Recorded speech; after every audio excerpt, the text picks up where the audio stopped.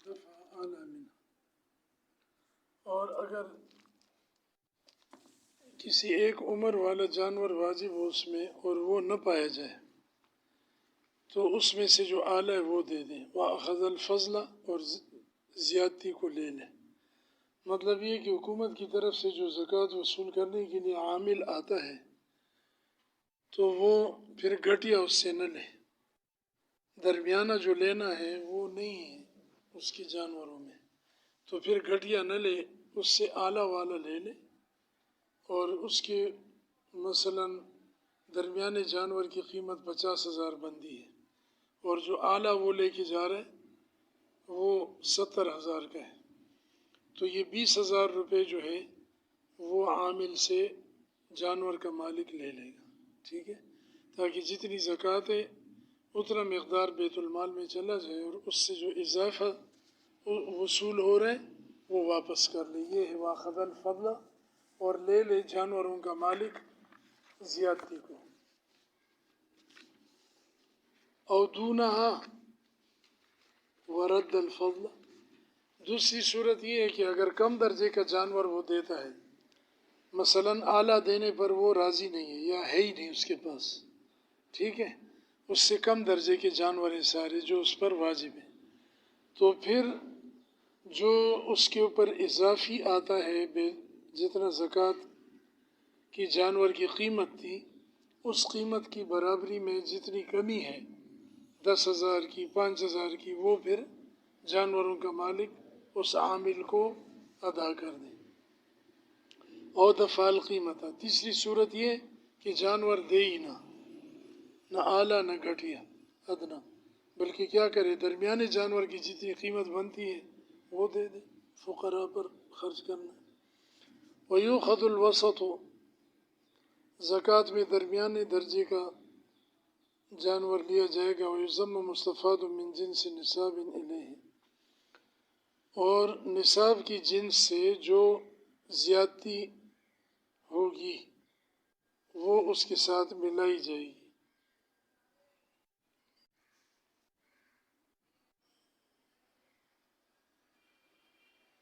مطلب یہ کہ یہ جو 200 درہم ایک نصاب ہے، سمجھے، اب 200 درہم میں اگر 20 درہم اوپر چلے جائیں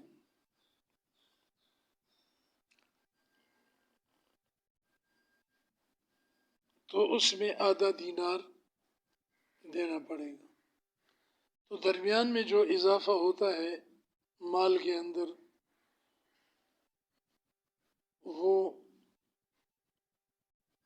اس نصاب کے جنس میں اگر اضافہ ہو جس نصاب کے اوپر زکوٰۃ آئی ہے، ٹھیک ہے نا، ایک آدمی کے پاس گائے بھی ہے بھینس بھی ہے، اب بھینس میں تو نصاب نہیں ہے، گائے میں ہے، تو اگر گائے میں اضافہ ہو تو وہ اس کے ساتھ ملایا جائے گا، یا ایک آدمی کے پاس جو ہے وہ دراہم ہے، تو دراہم دنانیر دونوں نقدی میں اموال باطنہ میں آتے، تو اس میں اگر اضافہ ہوگا تو اس کو اس کے ساتھ ملایا جائے گا، لیکن اگر الگ سے کوئی زمین کی پیداوار وغیرہ تو وہ اس میں نہیں ملائیں گے۔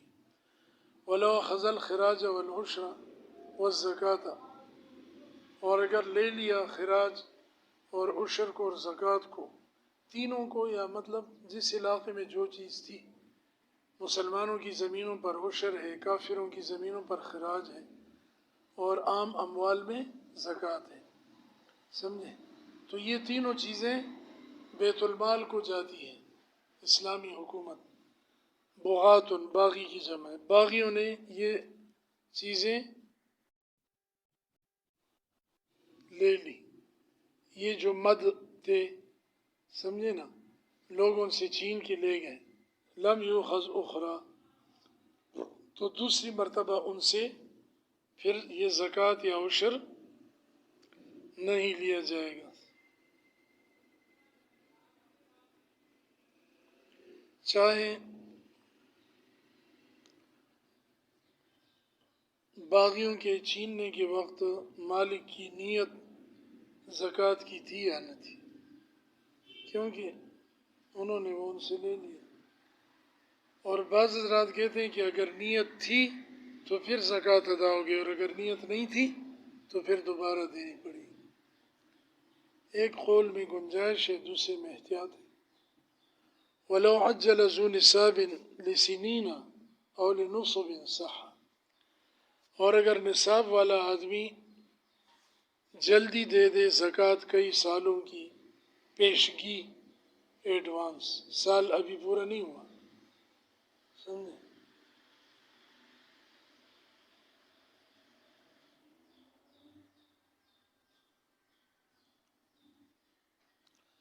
یا متعدد نصاب اس کے پاس تھے، مثلاً بکریوں کا نصاب بھی ہے، ہاں جی، اونٹوں کا نصاب بھی ہے، یا سونے کا نصاب بھی ہے، چاندی کا بھی، کئی نصاب اس کے پاس جمع ہیں، تو پھر وہ سارے نصابوں کی زکوٰۃ اگر اکٹھی دے دے تو یہ بھی صحیح ہے۔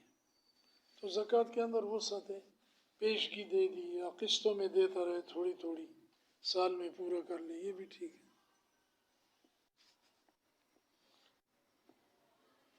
باب زکوٰۃ المال، مال کی زکوٰۃ۔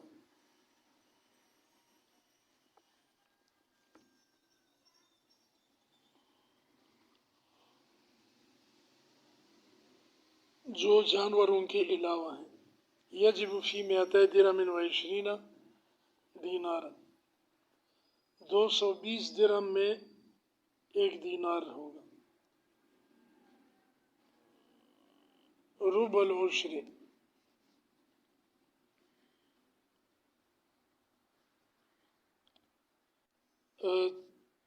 یعنی ربع العشر کا مطلب ہوتا ہے 40واں حصہ۔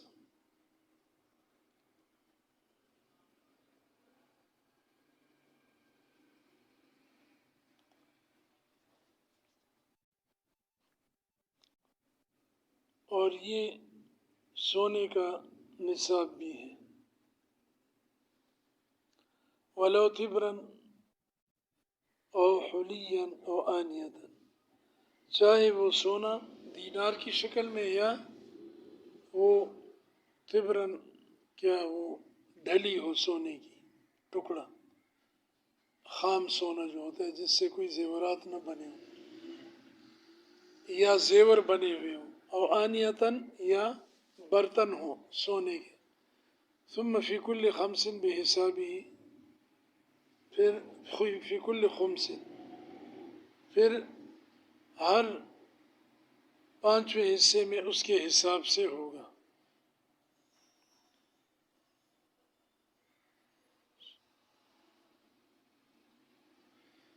مطلب یہ کہ 40 درہم اگر اس میں ہو جاتے ہیں مزید تو اس میں 1 درہم دیں گے۔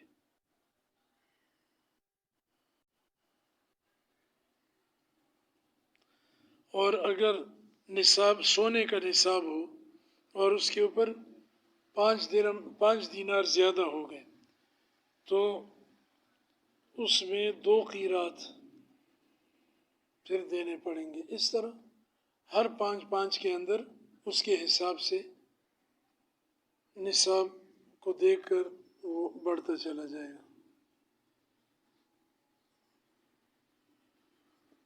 تو خمس جو ہے وہ چاندی کے اندر دراہم میں کیا بنتا ہے؟ 40، اور سونے میں جو ہے وہ 4 بنتے ہیں۔ وزن والمعتبر وزنہما، اور اعتبار کیا جائے گا سونے چاندی کے وزن کا، اداء و وجوباً، ادائیگی میں بھی اور واجب ہونے میں بھی۔ تو اس کے وزن کو دیکھیں گے، اس کی قیمت کو نہیں دیکھیں گے۔ وفی الدراہم وزن 7 وهو ان يكون العشرة منها وزن 7 مساقین، اور دراہم میں وزن 7 کا اعتبار ہوگا۔ وزن 7 کیا ہے؟ یہ ایک اصطلاح ہے، کیونکہ دراہم مختلف ملکوں میں مختلف وزن کے ہوتے تھے، سمجھے؟ تو جو وزن 7 مشہور تھا، یعنی 7 سے مراد کیا ہے؟ 7 مثقال، 7 مثقال کے برابر جو درہم تھا وہ معتبر ہے، اور اس کے وزن کے حساب سے دراہم اور چاندی کا نصاب ہوگا اور زکوٰۃ دی جائے گی۔ وہو ان یکون العشرۃ منہا وزن 7 مساقیل، کہ وہ دراہم جو ہیں وہ 7 مثقال کے برابر ہو۔ وغالب الورق ورق، اور چاندی کے اندر جو غالب ہو وہ چاندی ہوگی۔ مطلب یہ کہ ایک چیز کے اندر کھوٹ اور ملاوٹ بھی اور چاندی بھی ہے، تو اگر آدھے سے زیادہ چاندی ہے تو وہ چاندی کے حکم میں ہوگا۔ لا عکسہ، لیکن اس کے برعکس نہیں۔ برعکس کا مطلب یہ کہ اگر کھوٹ غالب ہے، مثلا اس کے اندر پیتل یا تانبا وغیرہ، اگر کھوٹ غالب ہے تو پھر وہ کیا ہے، چاندی کے حکم میں نہیں ہوگا۔ بس دوسری کتاب بھی پڑھ لیتے ہیں۔